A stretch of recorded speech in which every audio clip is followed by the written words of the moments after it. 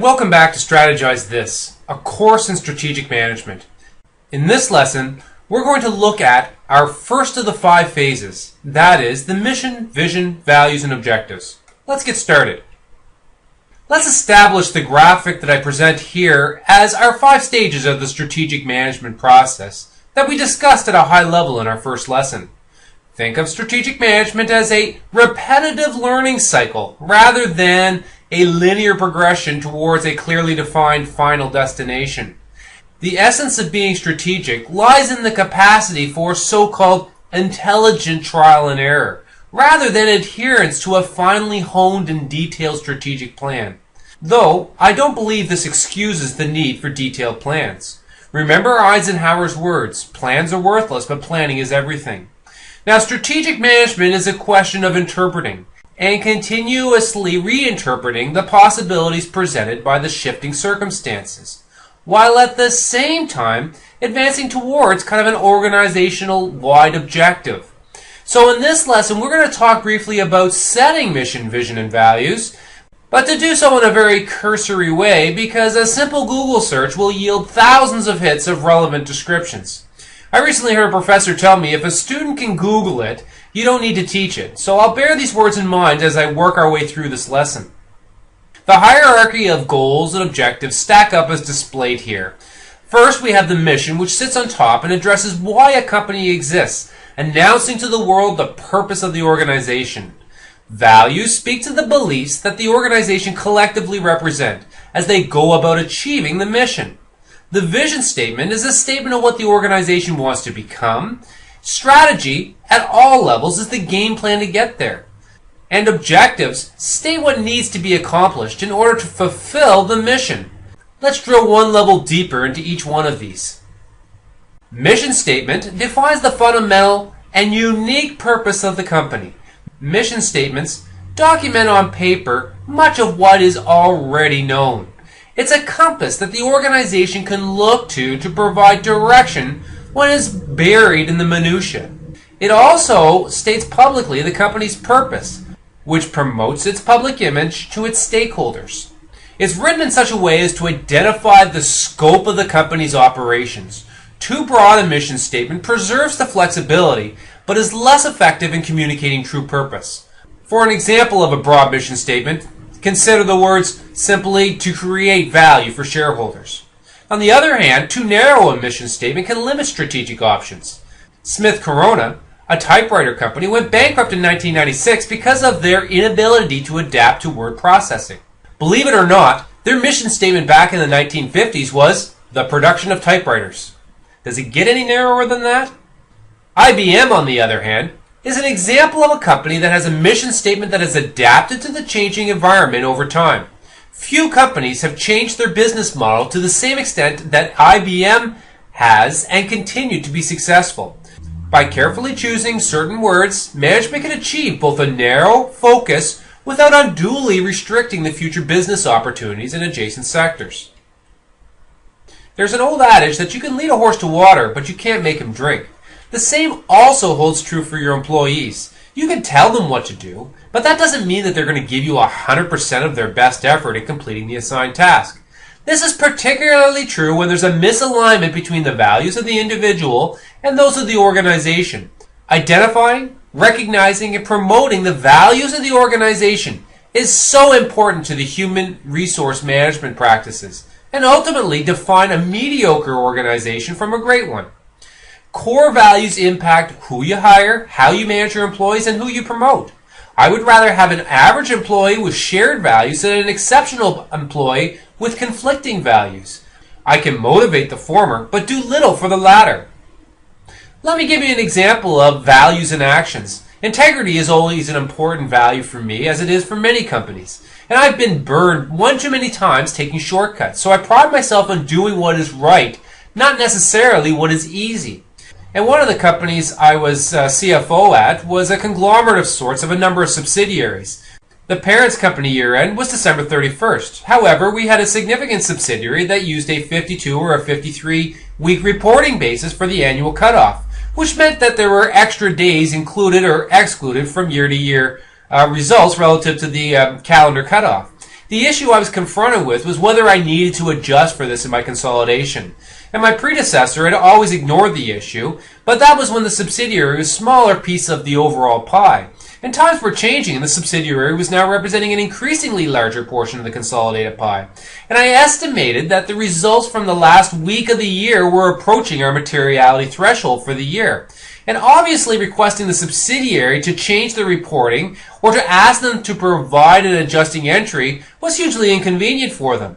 So the corporate controller and I sat down and we looked at the situation and actually looked at our value statement to help reach a decision. And even though it was a more difficult decision to make, we had to change the reporting method for the subsidiary because we could no longer say with a straight face that we were achieving an accurate cutoff. And I got plenty of calls after I made that decision, but it was the right decision to make, and I knew that the auditors would likely have made the same decision sooner or later. Value statements represent more than just words. They are the expectation of behavior for your employees in their everyday work life. To be effective, however, we need to ensure that the values are communicated and known to the employees. We display the values ourselves and ensure that the organization represents these values. Employees should be hired, evaluated, and promoted on their embodiment of these values. And to ensure that we had a conversation about values, I had a section in our performance evaluation feedback form that listed the values and then left space for the manager to come up with examples of how the employee embodied the value during the period of evaluation. And I like setting up simple mechanisms like this to reinforce the important concepts and facilitate the right discussion. You'll hear me say that a lot. Very little of my staff interaction is random. I always have a purpose to my conversations that is connected to a higher level objective. And in coming up with a value statement, I've seen and used various approaches. I've had management or groups of employees attempt to identify what the key values are for the organization. They may be asked to think on their own and write them down on sticky notes. Then the facilitator of the group can take the sticky notes and see whether there's any common themes emerging. I once held a slogan contest, which combined with a little alcohol was great fun for the staff. But by the next morning, I was left with a pile of insightful perspectives on the true values of the company. The actual writing of the value statement is probably best left for someone with a knack for summarizing and articulating input. The draft can then be circulated for wordsmithing amongst the executive and eventually re-released to the staff. It's a longer process than you would think, but once defined, these values aren't something that you revisit all that often, and they form a foundation for corporate culture to take root. Some companies are really good at turning their corporate culture into a competitive advantage that few, if any, can duplicate. For example, consider the very strong corporate culture of a company like Southwest Airlines or WestJet, a similar kind of company in Canada. Two profitable companies in what is widely regarded as the worst industry in the world. So here's an example of a value statement for Microsoft. And I've emphasized the use of emotional words that play to the audience reading the statement. Integrity, honesty, openness, personal excellence, constructive self-criticisms, continual self-improvement, mutual respect, passion, taking on big challenges, seeing them through, accountability, honoring our commitments, providing results, and striving for the highest quality. This is a good example of how emotion can be embodied into a value statement. A vision statement, by definition, is something that you want to become. It is a seductive image of an ideal future. Vision statements capture the organization's soul. Your vision statement is your inspiration, the framework for all your strategic planning. Let your imagination run wild as you craft your vision statement. It answers the question, where do we want to go? But it falls short of telling you how you will get there. And that's the strategy element. Note that your mission statement has broad applicability, not only with your employees, but your customers and other stakeholders as well. Whereas your vision statement is internally focused, and its primary purpose is to inspire your staff. Pause this video and read the vision statement of Heinz Foods to see this concept in action. Specifying objectives keeps you honest. Objectives are like milestone markers along the side of a highway. They allow for an indication and measurement of progress toward the vision. If we achieve these objectives, then we should be, by rights, fulfilling the mission and progressing towards the vision of the organization.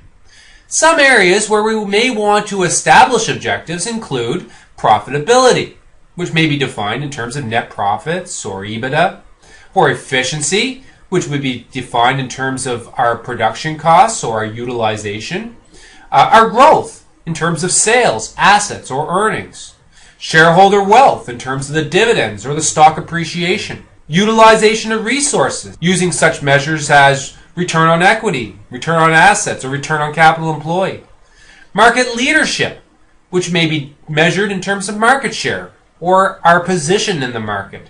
We may have objectives for establishing a reputation as a top company in our industry. We may want to establish objectives around technological leadership, setting goals for innovation, creativity, or developing patents to protect our technology, and possibly in terms of contributions to society, which may be measured in terms of taxes paid, charitable giving, or the provision of a public service. Now, objectives should be phrased in such a way that they are precise and specific. Objectives should be set in areas where measurement is easily attainable. We should have both a starting point and an end point associated with each objective. We should also consider the expectation and the ability of the organization to deliver on that objective. And finally, it's nice to set a specific deadline so that we have an idea as to what time frame we're working towards. In this lesson, we looked at mission, vision, values, and objectives. Picking the words is probably the easiest part of strategic management. Bringing life to the words is something that few can do, let alone sustain.